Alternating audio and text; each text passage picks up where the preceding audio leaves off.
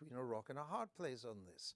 He imposes a three-line whip and he gets a rebellion, and we all say, oh, look, he can't even do that.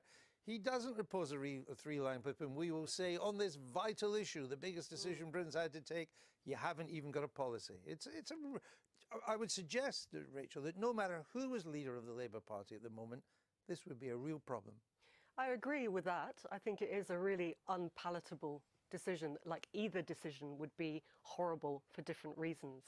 And of course that speaks to Labour's problem that, you know, trying to bridge its voters who are in both Remain and Leave camps. But I do think that a lot of this would be avoided by the Labour Party having a much clearer tone on the kind of Brexit that it wants, and that hasn't come through. There aren't many things they could do about policy. They don't have much to oppose. There's no white paper.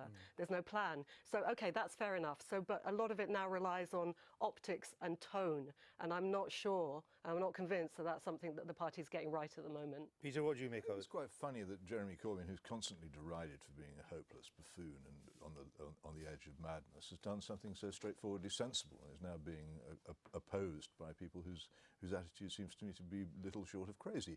The British public have voted to leave the European Union. If any party which now publicly stands to say we'd actually like to defy that decision is putting itself in a position of actual derision. Yeah. You simply cannot do that.